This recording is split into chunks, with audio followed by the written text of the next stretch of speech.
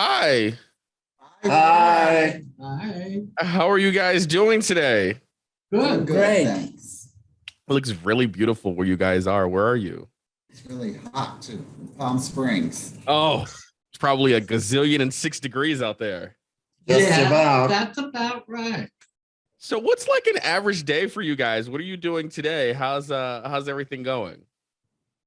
Well, we go through and we Ryan tells us what we're going to do today, and we read through things and share what happened, and then we get into working, and we're working on some choreography today, I think, also.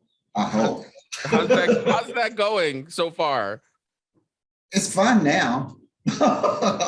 We've gotten used to it. In the very beginning, it was hard because we weren't dancers and movers, but now we're so limber, we're tumbling around the world. I was gonna ask, how did they talk you into being dancers and even doing stuff like this? Money. Ryan. Money.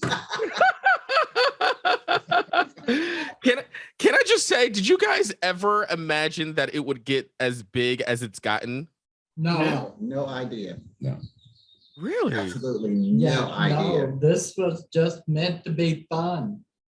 How And did it it all is fun. start? It is fun, but Yeah. that was Yes. the only real motivation at the beginning. Well, how did it all start? It started out with an idea with the man behind the camera, Ryan, his husband John, suggested to do some videos about the four of us. And it snowballed into some TikToks, and then it just took off. Isn't it crazy, like how I guess your perspective on things or how you guys do your videos just like really took off and people started to resonate with it? Yes. Unfortunately, COVID helped us because everybody was home. It helped everybody that does this. I feel like And I'm glad it did. absolutely. I feel like it helped a lot of people because a lot of people were just at home looking for content, looking for people just having fun. I felt like it was just relatable if you're just in Yeah. your house bored doing videos. Yeah, that's kind of how it worked out, and I'm glad that we were able to bring joy and hope and maybe a distraction from problems, in people's lives, give them a laugh. And our lives too. Absolutely. How long have you guys been friends? Long time, forever. Bob and I met in San Francisco in the mid 1980s. And I moved down the street a little ways from Robert in 2014, and Mick moved in with him in 2013. That's A amazing. little family neighborhood here. Right. And you guys are Yeah. still friends to this day. Yes. On cam. He's about to be out. It's so funny because I feel like people in my generation will literally disregard friends like water. Like, it's one simple argument, we're done being friends. I feel like no one really invests in friendships anymore, if that makes sense. And it does take work to be friends. And you're gonna to realize that you're gonna disagree with each other, but you gotta come back and say, okay, we did that, we got past it, let's move on. We've got a lot of time invested in this friendship, I have to tell you. And we all know each other Too well. too well. Better than our Thank families. you. You know what's interesting? I was just thinking a lot of time invested in this friendship and a lot of secrets, and you're not going anywhere with my secrets. You know what I'm saying?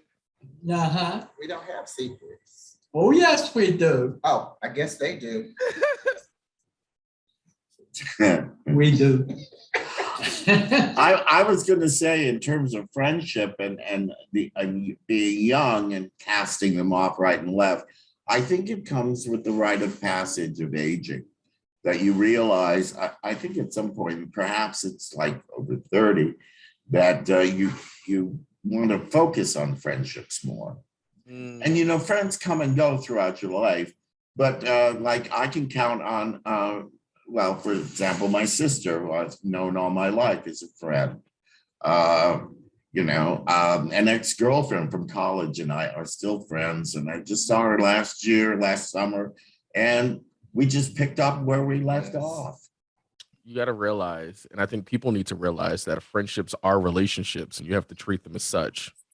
Yeah, there's Yeah. a difference too, because we didn't have phones back in the day where we did communicate. Now there's more of this. I see people laughing and realize they're talking to each other, sitting beside each other on a phone. And I don't like texting, but I do it because society makes me. But I'm an instant gratification talking kind of person here. I get that 100%. What do you ever get stopped on the street now, guys? Oh, yeah. yes. Constantly. How does that feel? Yummy. I like to hug, and I love hugging. And last Saturday, I was walking out of Target to my car, and the car was coming down the lane, and the woman looked out and said, "Bill?" I said, "Yeah." She said, "Oh, can I take a selfie? Can I take a selfie?" She went and parked her car, came running out. We did a selfie. We did a selfie for her family, and she had tears running down her face. She was so excited. And that is a feeling that I don't know how to put out there for you, but it's an absolute wonderful feeling that we've made someone so happy. That has to feel really good. I'm sure the first time you were recognized had to be a mind-blowing experience. Yeah. Yes. Tell me about that. Can you remember? Well, I think it was the real when the thing hit home is when we were in New York and we were flying back from New York after a visit. We were stopped at LaGuardia Airport by people just who were trying to catch a plane, who stopped and wanted to take selfies of us. And that was at 9:30 in the evening, so it wasn't even prime time. And walking around the street, because we're not in the street together, and there we were all together, so people were stopping, and it was encouraging. It felt really good. Do you ever get messages from people that says you give them hope? You gave them Yes. courage. Oh yes. And as Bill likes to say, we are always invited to be an honorary grandpa. I love that. The invitation is open to everyone. But we haven't gotten those gifts yet that Grandpa's supposed to get. What are some of the gifts that Grandpa are supposed to get? Money. White socks. I'm We kidding. need to make sure we make that happen for our honorary granddads out there. Yes, just So, of course, June is Pride Month. I want to know how important Pride Month is for you guys. It's important. It's a time to pause and reflect on where we are and just kind of look back on our individual histories and remember the past when there weren't Pride celebrations. Mhm. and the present and how it's grown. Yeah. Great. Do you ever look back and reminisce and think about like, wow, look how far we've come? Oh, yeah. Constantly. Oh, absolutely. All the time. I think that's one of the hallmarks of Pride Month. I mean, I can go back actually to the origins of Stonewall and remember that weekend. That was the weekend that Judy Garland had died. Mhm. And I remember listening then to the radio about a riot that took place at a gay bar in Manhattan. And really, that's when it started for me to see how it's absolutely grown. Do you ever, I guess, wish that there are, like, I guess, some people around from the community still around just to see how far things have come since, back in the day to right now? Constantly thinking that. Well, we lost a lot of friends and lovers and such. And so I think of them, and to see the advances made, not least of all the fact that, if you do seroconvert to HIV, It's not a death sentence anymore. And I look back to the fact that when I first was intimate with a man, the word, and this was in 1960, the word gay didn't even exist. What were they using? Queer, homies. Yeah, Fag, homosexuals. Gay actually was relegated to things like musicals, Yes. the gay divorce day. And I remember I'm a singer, and I remember this group that was singing this song. It said, "I've got good reason to be happy and gay." Well, all of a sudden they stopped it when the word gay became gay. And I just cracked up laughing at them. I said, bless your little hearts. But yes, it's come a long way. And it makes you happy just to say gay. Your cheeks go up. And Right. makes you smile. Is there any, I don't want to say like any survival's guilt is not the word that I want to use, but do you ever like think to yourself like, wow, I'm lucky to, you know, to be so far along in life and still doing it and kicking, if that makes sense? I've always thought I was going to live long. So it's never been a big thing to me. I just live life. And the way I was living life, I didn't think I'd live to be 40. Why so? Oh, sex, Party, drugs, man. and rock and roll. Yeah, he's not that sweet little virgin you think he is. Or I was. Was. mean, listen, Graham's gotta have fun, right? Okay. Graham's gotta have but fun. that much fun? I mean, listen, I feel like this is the no judgment zone. Whatever you do, you do, as Yes. long as you're having fun, right? Yes, and Yeah. you're not hurting others. Yes. Exactly, 100%. What are some of the other things that you feel like you guys are working on? In what way? Like work, musical? We just finished a children's book, which will be out in a couple of weeks. And it's an ebook, and it's going to be translated into 8 different languages.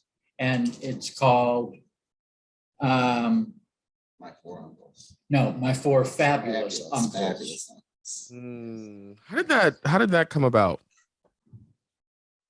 We were just approached by a brand that proposed the book to us. And so we began conversations with them to develop a storyline and characters and illustrations of what we would look like. And it just kind of grew from that. And now we're being approached by publishing houses for book deals. And this first book is a children's book. It's short and sweet, my kind of read. Absolutely, mine too. It's I can't be cute and there. fun. Lots of pictures. Yes. And there's lots of still animations of us in the book, because we'd previously done for this brand, they had animated us in an ad. Mhm. And then they came back to us when this book idea came out that they do annually. And they are doing a great job for us. I cannot wait to read this book. Yes. Also, before you go, can I ask you one quick question? What do you say to someone that's listening or watching this video right now that's struggling to come into their own, struggling to come out, struggling with their sexuality? What do you say to help them, just with all of your years and knowledge? How do you help them? I would start by saying that inside of you, you have the strength, you have the courage, and you have the compassion within yourself already to forge ahead, however that may be, and if you're in I was going to say, you must always stay safe. And so, coming out is a long process. I mean, each of us is coming out every day. We're coming out to you now. And mine is, be honest with yourself. Don't do something that you don't think you're going to should be doing.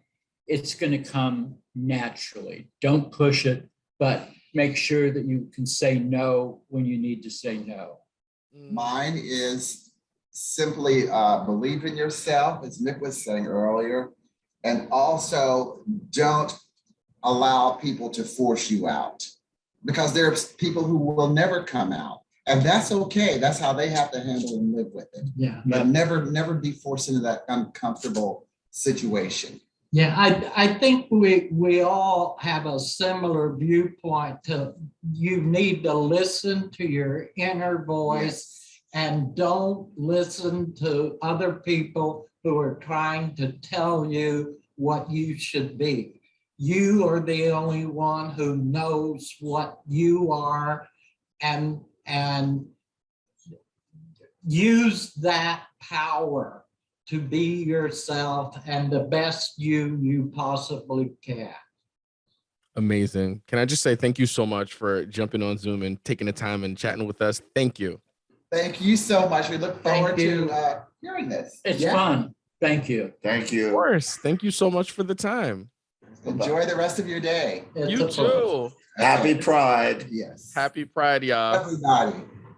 Bye-bye. See you later.